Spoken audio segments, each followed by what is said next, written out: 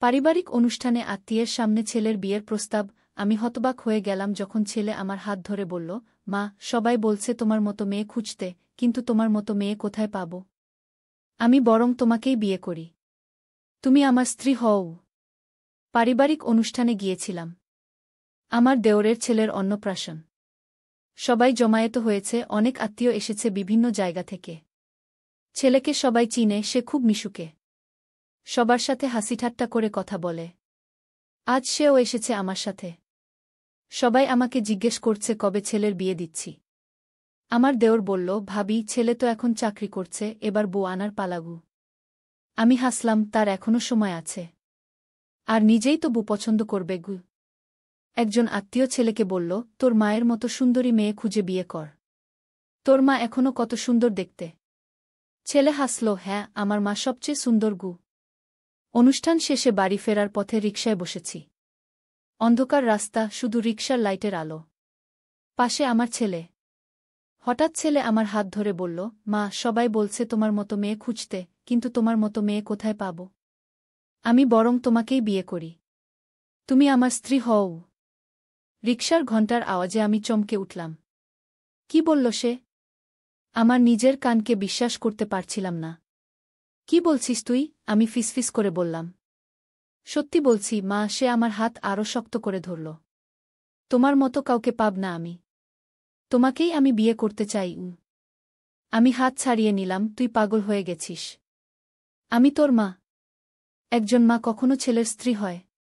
এই গল্পটি সম্পূর্ণ শুনলে আপনাদের পানি অটোমেটিক বের হয়ে যাবে, সো যত দ্রুত সম্ভব হাতের কাছে টিস্যু নিয়ে বসে পড়ো। বিছানার চাদর যেন নষ্ট না হয় সেটা সম্পূর্ণ খেয়াল রাখার অনুরোধ জানিয়ে গল্পটি এখন শুরু করব। তার আগে সর্বশেষ অনুরোধ, দয়া করে এমন পানি বের করার গল্প নিয়মিত শুনতে আমাদের চ্যানেলটি সকলেই সাবস্ক্রাইব করুন। ধন্যবাদ। হ্যালো বন্ধুরা, আমার নাম অঞ্জলি সেন। আমার বয়স ৪২ বছর। আমার স্বামীর নাম প্রদীপ সেন, বয়স ৪৫ বছর। আমাদের ২ সন্তান, অনির্বাণ আর তৃষা। অনির্বাণ ১৯ বছর বয়সী, কলেজে পড়ে। তৃষা ১২ বছর বয়সী, স্কুলে যায়। সেদিনের কথাটা আমি কখনো ভুলতে পারব না। আমার ছেলে অনির্বাণকে আমি সবসময় অনু বলে ডাকি। সে বরাবরই একটু অন্যরকম ছিল, বেশ গম্ভীর প্রকৃতির, কম কথা বলে, বই পড়তে ভালোবাসে। কিন্তু সেদিন রিকশায় যে কথাগুলো সে বলল, তা শুনে আমি পুরোপুরি স্তম্ভিত হয়ে গেলাম। বাড়ি ফিরে রাতে ঘুমাতে পারলাম না। অনির্বাণ কি বলতে চেয়েছিল? কোনো অর্থে সে আমাকে বিয়ে করতে চায়?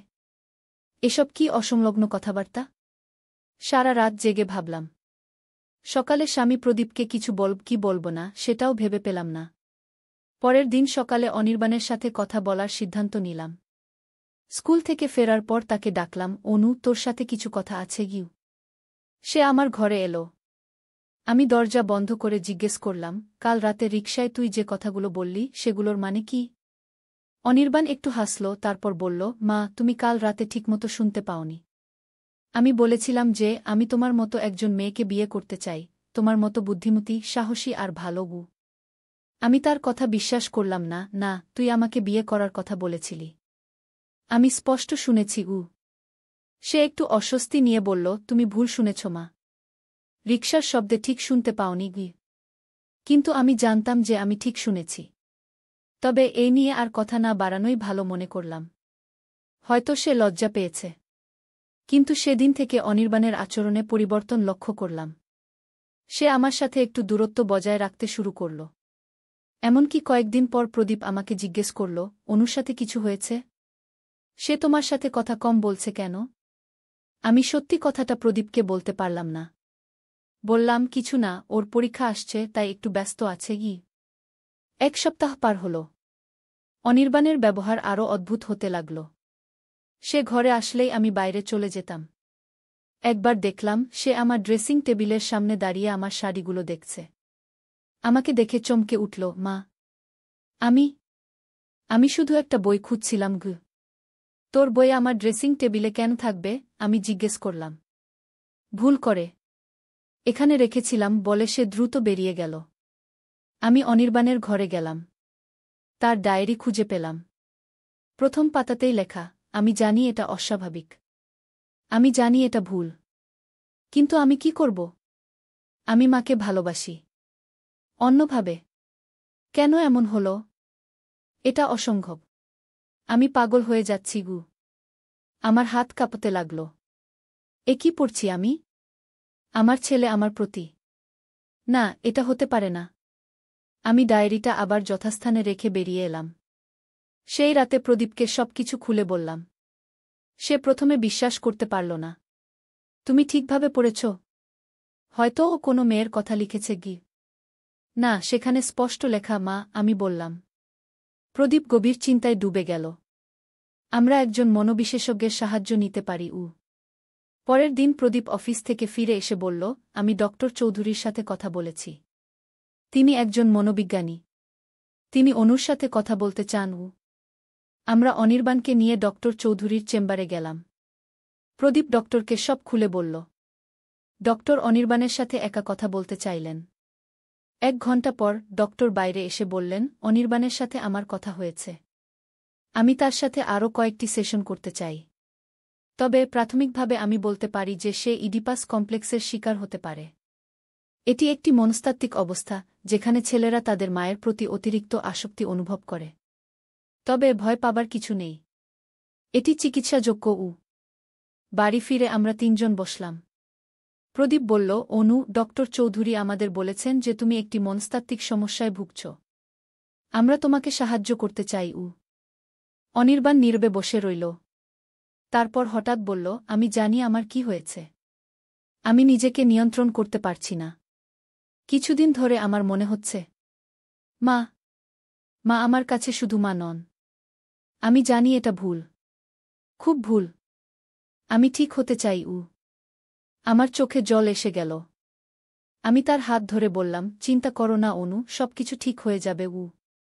পরের কয়েক সপ্তাহ ধরে অনির্বাণ ডক্টর চৌধুরীর কাছে নিয়মিত যেতে লাগল।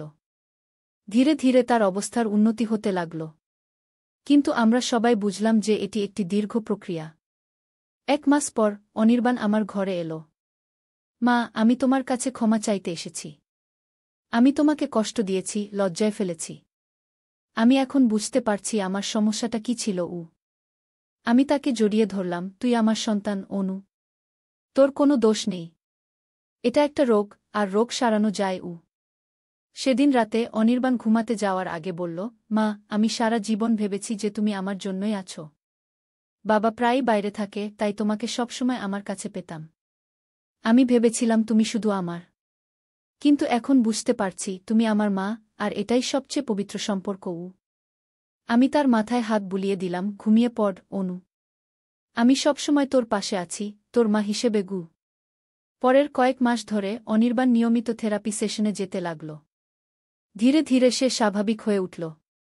ডক্টর চৌধুরী আমাদের বললেন যে তার উন্নতি লক্ষণীয়। কিন্তু আমাদের জীবনে আরেকটি বড় পরিবর্তন আসছিল, যা আমরা কেউ অনুমান করিনি। একদিন সকালে প্রদীপের ফোন এলো অফিস থেকে। তাকে 2 সপ্তাহের জন্য দুবাই যেতে হবে একটি প্রজেক্টের জন্য। আমি এবং বাচ্চারা বাড়িতে থাকব। প্রদীপ চলে যাওয়ার পর অনির্বাণ আমার সাহায্যে এগিয়ে এলো। সে বাজার করে আনত, বাড়ির কাজে সাহায্য করত। আমি দেখলাম যে তার আচরণে কোনো অস্বাভাবিকতা নেই। সে আবার আমার সেই পুরনো অনু হয়ে ফিরে এসেছে। একদিন রাতে আমি বারান্দায় বসে আকাশের দিকে তাকিয়েছিলাম। অনির্বাণ এসে পাশে বসল। কি ভাবছ, মা? কিছু না, আমি বললাম, শুধু আকাশটা দেখছি। শোনো মা, সে বলল, আমি জানি আমি তোমাকে অনেক কষ্ট দিয়েছি। আমি এখন বুঝতে পারছি যে আমার মধ্যে কি ঘটেছিল। ডক্টর চৌধুরী বলেছেন, আমার ভেতরে একটা দ্বন্দ্ব চলছিল। আমি তোমাকে এতটাই ভালোবাসি যে সেটা অন্য রূপ নিয়েছিল। আমি তার দিকে তাকালাম, এখন কেমন লাগছে? অনেক ভালো, সে হাসল। আমি এখন বুঝতে পারছি যে তোমাকে ভালোবাসার অনেক উপায় আছে, আর আমি তোমাকে সবচেয়ে শুদ্ধ উপায়ে ভালোবাসি, একজন সন্তান তার মাকে যেভাবে ভালোবাসে সেভাবে। আমি তাকে জড়িয়ে ধরলাম, তুই আমার বীর। আমি তোকে নিয়ে গর্বিত। 2 সপ্তাহ পর প্রদীপ ফিরে এলো। সে দেখে খুশি হল যে অনির্বাণ স্বাভাবিক হয়ে গেছে। বাড়িতে আবার শান্তি ফিরে এলো। কিন্তু 1 মাস পর এক রাতে আমাদের বাড়িতে একজন অপরিচিত লোক এলো। সে বলল তার নাম রাকেশ, প্রদীপের কলেজের বন্ধু। প্রদীপ সেদিন অফিসে ছিল, ফিরতে দেরি হবে। রাকেশ বসার ঘরে বসল। আমি তাকে চা দিলাম। সে বলল, অনেক দিন পর প্রদীপের সাথে দেখা করতে এসেছি। আমরা কলেজে খুব ভালো বন্ধু ছিলাম গু। আমি বললাম, হ্যাঁ, প্রদীপ মাঝে মাঝে আপনার কথা বলে। আপনি তো বিদেশে থাকেন, তাই না? রাকেশ মাথা নাড়ল, হ্যাঁ, কানাডায়। এখন কিছুদিনের জন্য দেশে এসেছি। অনির্বাণ ঘরে ঢুকল। রাকেশ তাকে দেখে বলল, এই তো সেই ছেলে। তোমার ছবি প্রদীপ আমাকে পাঠিয়েছিল। আমরা কথা বলতে লাগলাম। কিন্তু রাকেশের ব্যবহার আমার কাছে একটু অদ্ভুত লাগছিল। সে বারবার আমার দিকে তাকাচ্ছিল, আর প্রদীপের সম্পর্কে কেমন যেন অদ্ভুত কথাবার্তা বলছিল। তোমার জানা উচিত, সে হঠাৎ বলল, প্রদীপ কলেজে কত মেয়ের সাথে ঘুরত। আমি অবাক হলাম, আমি জানি। প্রদীপ আমাকে বলেছে গি। রাকেশ হাসল, সব বলেনি নিশ্চয়ই। প্রদীপ ছিল কলেজের সবচেয়ে বদমাশ ছেলে। অনির্বাণ বিরক্ত হয়ে বলল, আপনি আমার বাবার সম্পর্কে এভাবে কথা বলবেন না গি। রাকেশ উঠে দাঁড়াল, আরে আমি তো ঠাট্টা করছিলাম। যাই হোক, প্রদীপ কখন আসবে? আমি বললাম, অফিস থেকে ফিরতে আরও 2 ঘন্টা লাগবে গু। ঠিক আছে, রাকেশ বলল, আমি পরে আবার আসব। সে চলে গেল। কিন্তু তার যাওয়ার পর আমি একটা অস্বস্তি অনুভব করলাম। কেন সে এসেছিল? প্রদীপকে আগে জানায়নি কেন? সেদিন রাতে প্রদীপ বাড়ি ফিরলে আমি তাকে রাকেশের কথা বললাম। প্রদীপ অবাক হয়ে বলল, রাকেশ? আমার কোনো রাকেশ নামের বন্ধু নেই। কলেজে তো নয়ই। আমার শরীর ঠান্ডা হয়ে গেল। তাহলে সে কে? সে তোমার কথা সব জানে গু। প্রদীপ ফোন তুলে পুলিশে কল করল। পুলিশ এসে আমাদের কাছ থেকে বিবরণ নিল, লোকটির চেহারার বর্ণনা নিল। পরের দিন পুলিশ ইন্সপেক্টর শর্মা আমাদের বাড়িতে এলেন। আপনাদের বর্ণনা অনুযায়ী এই লোকটি সম্ভবত দীপক শর্মা, একজন পরিচিত প্রতারক। সে বিভিন্ন পরিবারে এভাবে ঢুকে পড়ে, তারপর সুযোগ বুঝে চুরি করে। কি? আমরা সবাই চিন্তিত হয়ে পড়লাম। ইন্সপেক্টর শর্মা বললেন, সাবধান থাকবেন। সে আবার আসতে পারে গু। সেদিন রাতে আমরা সবাই সতর্ক ছিলাম। রাত 11টায় আমি শব্দ শুনলাম, কেউ যেন বারান্দায় হাঁটছে। আমি প্রদীপকে ডাকলাম। সে উঠে বেডরুমের দরজা খুলল। সামনেই রাকেশ, হাতে একটা ছুরি নিয়ে।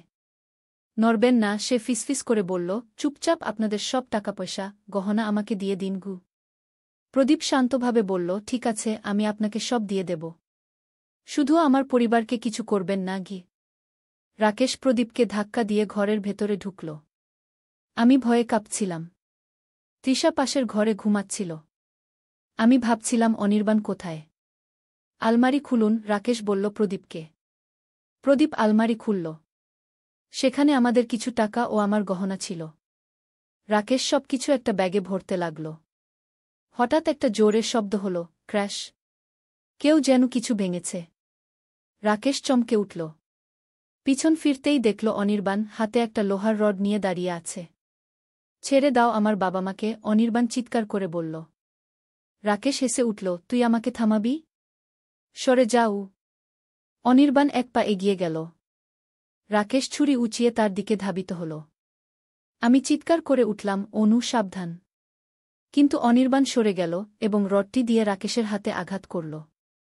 ছুরি হাত থেকে পড়ে গেল। রাকেশ চিৎকার করে উঠল যন্ত্রণা। সে অনির্বাণকে ধাক্কা দিয়ে ফেলে দিল। কিন্তু প্রদীপ তখন ছুরিটা তুলে নিয়েছে।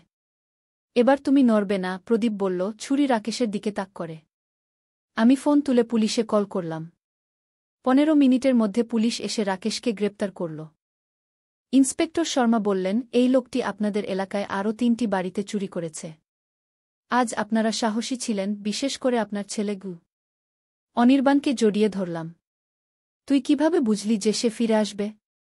অনির্বাণ বলল, আমি তাকে সকালে দেখেছিলাম, বাড়ির চারপাশে ঘুরঘুর করছিল। আমার সন্দেহ হয়েছিল। তাই রাতে আমি জেগেছিলাম। ওই ঘটনার পর অনির্বাণ যেন আরও পরিপক্ব হয়ে গেল। সে এখন আমাদের পরিবারের সুরক্ষা নিয়ে বেশি ভাবে। কয়েক মাস পরে অনির্বাণের একটা ছাত্রী কনসার্ট ছিল কলেজে। সে পিয়ানো বাজায়। আমরা সবাই গেলাম দেখতে। কনসার্টের শেষে একটি মেয়ে এসে অনির্বাণের সাথে কথা বলছিল। আমি দেখলাম তারা দুজনে হাসছে, কথা বলছে। বাড়ি ফেরার পথে আমি অনির্বাণকে জিজ্ঞেস করলাম, ওই মেয়েটি কে? অনির্বাণ হাসল, ওর নাম অন্বেষা। আমার ক্লাসমেট। ওর সঙ্গে আমার বন্ধুত্ব আছে গি। আমি দেখলাম তার চোখে একটা আলো। প্রদীপ আমার দিকে তাকিয়ে মৃদু হাসল। পরের কয়েক সপ্তাহ ধরে অন্বেষা মাঝে মাঝে আমাদের বাড়িতে আসত। সে অনির্বাণের সাথে পড়াশোনা করত। আমি দেখতাম তারা কেমন হাসি খুশি গল্প করে, সঙ্গীত নিয়ে আলোচনা করে। একদিন সন্ধ্যায় অনির্বাণ আমার কাছে এলো। মা, আমি তোমাকে কিছু বলতে চাই। আমি বললাম, বল। আমি আমি অন্বেষাকে পছন্দ করি। সে লজ্জা পেয়ে বলল। আমি হাসলাম, আমি জানি। আমি দেখতে পাই তোর চোখে গু। আমি ওকে বলেছি। অনির্বাণ বলল, ও আমাকে পছন্দ করে কি? আমি তাকে জড়িয়ে ধরলাম। আমি খুব খুশি তোর জন্য, অনু। সেদিন রাতে প্রদীপ আর আমি বারান্দায় বসেছিলাম। আমি বললাম, অনির্বাণ এখন সম্পূর্ণ সুস্থ। ডক্টর চৌধুরী ছিলেন ঠিক। অনির্বাণের ভেতরে যে দ্বন্দ্ব ছিল সেটা এখন মিটে গেছে গিউ। প্রদীপ মাথা নাড়ল। হ্যাঁ, সে এখন পরিপক্ব হয়েছে। আর সে যথাযথভাবে প্রেম করতে শিখেছে। একজন ছেলে যেভাবে একজন মেয়েকে ভালোবাসে সেভাবে গু। আমি দীর্ঘশ্বাস ফেললাম। আমি ভেবেছিলাম সেই রাতের ঘটনা আমাদের পরিবারকে ভেঙে দেবে। কিন্তু এখন দেখছি সেটা আমাদের আরও শক্তিশালী করেছে গি। প্রদীপ আমার হাত ধরল। জীবনে অনেক পরীক্ষা আসে, কিন্তু যখন আমরা একসাথে থাকি তখন সব কিছু পেরিয়ে যেতে পারি। আমি আকাশের দিকে তাকালাম। চাঁদ উঠেছে, তারারা জ্বলজ্বল করছে। আমার মনে হল আমাদের ভবিষ্যৎও ঠিক এমনই উজ্জ্বল। তারপর থেকে একটি বছর কেটে গেছে। অনির্বাণ আর অন্বেষা এখন গভীর সম্পর্কে আছে। তারা একসাথে কলেজে যায়, সঙ্গীত চর্চা করে, ভবিষ্যতের স্বপ্ন দেখে। ডক্টর চৌধুরী একবার আমাকে বলেছিলেন, অঞ্জলি, তুমি তোমার ছেলের জন্য সঠিক পদক্ষেপ নিয়েছিলে। অনেক মা বাবা এই ধরনের পরিস্থিতিতে ঠিক বুঝতে পারেন না কি করা উচিত। তোমরা অনির্বাণকে সাহায্য করেছ, তাকে দোষারোপ করনি। এটাই ছিল সবচেয়ে গুরুত্বপূর্ণ। আমি এখন বুঝতে পারি জীবনে কিছু পরিস্থিতি এমন আসে যা আমরা নিয়ন্ত্রণ করতে পারি না। কিন্তু আমরা কিভাবে সেগুলো মোকাবেলা করি তা আমাদের উপর নির্ভর করে। অনির্বাণ এখন একজন সুস্থ, পরিপক্ব যুবক। সে কয়েক মাস পরে বিশ্ববিদ্যালয়ে যাবে। অন্বেষাও একই বিশ্ববিদ্যালয়ে যাওয়ার প্ল্যান করছে। আমি জানি অনির্বাণের জীবনে এখনও অনেক চ্যালেঞ্জ আসবে। কিন্তু তার মধ্যে যে শক্তি আমি দেখেছি তাতে আমি নিশ্চিত যে সে সব কিছু মোকাবেলা করতে পারবে। কখনো কখনো ভাবি, সেই রাতে রিকশায় অনির্বাণ যদি সেই কথাগুলো না বলতো তাহলে কি হতো? হয়তো আমরা কখনো জানতেই পারতাম না যে সে কি সমস্যায় ভুগছিল। হয়তো সেটা আরও গভীর হতো, আরও জটিল হতো। কিন্তু এখন তা অতীত। আমরা সেই অন্ধকার সময় থেকে বেরিয়ে এসেছি, আলোর মুখ দেখেছি। আজ সকালে অনির্বাণ আমাকে একটি কার্ড দিয়েছে, মাতৃ দিবসের উপহার। তাতে লেখা, মা, তুমি আমার জীবনের আলো। তোমার ভালোবাসা আমাকে শক্তি দেয়, পথ দেখায়। আমি তোমাকে ভালোবাসি, একজন সন্তান যেভাবে তার মাকে ভালোবাসে সেভাবে। চিরকাল। আমি কার্ডটি বুকে জড়িয়ে ধরলাম। আমার চোখে জল এসে গেল, আনন্দের অশ্রু। জীবন অদ্ভুত, তাই না? কখনো আমরা যা ভয় পাই তা থেকেই আমরা শক্তি পাই। কখনো যা আমাদের ভাঙতে আসে তাই আমাদের আরও শক্তিশালী করে তোলে। আমি জানি আমাদের পরিবার এখন আগের চেয়ে আরও শক্তিশালী। আমরা একসাথে যে পরীক্ষা পেরিয়ে এসেছি তা আমাদের মধ্যে একটা অটুট বন্ধন তৈরি করেছে। যখনই আমি অতীতের দিকে তাকাই আমি বুঝতে পারি আমরা সবাই মানুষ, আমাদের সবার ভেতরে দুর্বলতা আছে।